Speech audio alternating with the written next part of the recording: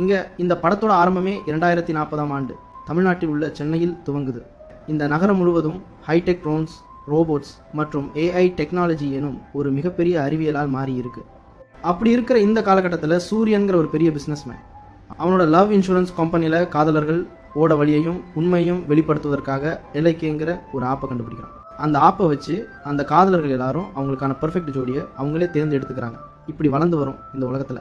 இந்த படத்தோட ஹீரோ வைபாஸ் அவங்க அப்பாவோட ஆர்கானிக் வேர்ல்டுக்குள்ளே மொபைல் ஃபோன், இன்டர்நெட், இணையதளம் போன்ற எந்த வசதியும் இல்லாமல் சந்தோஷமாக வாழ்ந்துக்கிட்டு இருக்கான். அதே போல் இந்த பக்கம் நம்ம ஹீரோயின் தீமா ஃபோன் தான் உலகம், இன்டர்நெட் அண்ட் இணையதளம் தான் வாழ்க்கைன்னு சொல்கிற மாதிரி ரொம்ப தீவிரமாக அதில் மூழ்கி இருக்கா. இப்படி இருக்கும்போது ஒரு நாள் ஹீரோ வைபாஸ் ஹீரோயின் தீமாவை முதலாக சந்திக்கிறான். அவளை பார்த்து அந்த நிமிஷமே அவனுக்கு தீமாவை ரொம்ப பிடிச்ச போயிடுது. அவனுக்கு மொபைல், இணையதளம் இதை பற்றி எதுவுமே தெரியாட்டினாலும் அவனோட காதலை சக்ஸஸ் பண்ண அவங்க அப்பாவுக்கு தெரியாமல் மொபைல் வாங்கி அவளுக்கு லிங்க் ஆஃபில் ரெக்யூஸ்ட் கொடுக்குறான். அதை பார்த்த தீமா அந்த ரெக்யூஸ்ட்டை அக்செப்ட் பண்ணி அவன் கூட பேச ஆரம்பிக்கிறான். பிறகு இருவரும் கொஞ்சம் கொஞ்சமாக அவங்களோட ரிலேஷன்ஷிப்பை ஒரு நல்ல பொசிஷனுக்கு பில்ட் பண்ணிடுறாங்க. இதுக்கப்புறம் தீமாவும் ஹீரோவை காதலிக்க ஆரம்பிக்கிறாள். அதுக்கிடையில் அந்த சூரியன் அவனோட ஆப்பில் லவ் ஸ்கோருங்கிற ஒரு புது டெக்னாலஜி அப்டேட் பண்ணுறான்.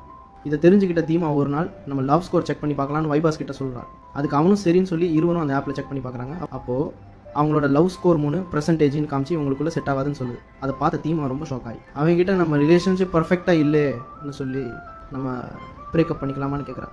அதுக்கு ஹீரோ வைபாஸ் நம்ம காதலை ஒரு ஆப் எப்படி டிசைட் பண்ணும் அப்படின்னு சொல்லி அவளை பிரேக்கப் பண்ண மறுக்கிறான். ஆனால் இது எதையுமே கேட்காத தீமா இதை வச்சு தான் இந்த உலகமே நம்புது எல்ஐகே சொன்னால் கரெக்டாக இருக்கும், அதனால் நம்ம பிரேக்கப் பண்ணிக்கலாம்னு சொல்லி அவனை ரிஜெக்ட் பண்ணிவிட்டு அங்கேருந்து போயிடுறான்.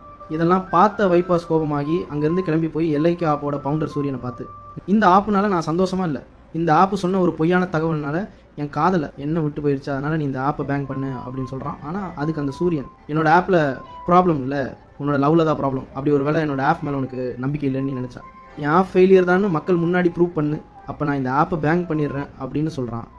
அதை கேட்ட வைபாஸ், என் காதலை தவறுன்னு சொன்னேன், உன் ஆப்பை மக்கள் முன்னாடி 0 ஆக்கி உன் கம்பெனியை இன்னும் 30 நாட்குள்ளே க்ளோஸ் பண்ண வைக்கிறேன் அப்படின்னு சொல்லி சவால் விட்டுறான். பிறகு அங்கேருந்து கிளம்பி போய் இவனை போலவே இந்த ஆப்னால் பாதிக்கப்பட்ட காதலர்கள் எல்லாத்தையும் ஒன்று சேர்த்து மக்கள் முன்னாடி காட்டுறான். அதே போல் காதல் கல்யாணம் பண்ணி சந்தோஷமாக வாழ்ந்துக்கிட்டு இருக்க ஒரு ரியல் ஜோடிக்கு அந்த ஆஃப் குறைவான மார்க் கொடுக்கறத மக்கள் முன்னாடி எடுத்து சொல்கிறான். அதை பார்த்த மக்கள் எல்லாரும் அந்த ஆப்பை அன்இன்ஸ்டால் பண்ணுறாங்க. அதோட அந்த ஆப்போட ஃபாலோவர்ஸும் குறைஞ்சிட்டே வராங்க. அதுக்கப்புறம் ஹீரோ வைபாஸ் ஹீரோயின் தீமாவை அவனோட ஆர்கானிக் வேர்ல்டுக்குள்ளே கூட்டிகிட்டு வந்து மொபைல், இன்டர்நெட் எதுவும் இல்லாமல் இருக்க வச்சு அவனோட காதலை அவளுக்கு கொஞ்சம் கொஞ்சமாக புரிய வைக்கிறான். அதை பார்த்த தீமாவும் ஒரு ஆப்னால நம்ம காதலை கணக்கிட முடியாதுங்கிற விஷயத்தை முழுசாக புரிஞ்சுக்கிட்டு ஹீரோ வைபாஸ் கிட்ட மன்னிப்பு கேட்டு அவனோட ஒன்று சேர்றான். அதே போல் இந்த பக்கம் அந்த எல்ஐகே ஆப்பை கோர்ட்டே தற்காலிகமாக பேக்கிங் பண்ணுறாங்க. இறுதியாக எத்தனை வருஷம் ஆனாலும் மனிதர்களோட உணர்வை எந்த ஒரு கருவியாலும் கணக்கிட முடியாதுங்கிற ஒரு சின்ன மெசேஜோட இந்த படத்தையும் முடிக்க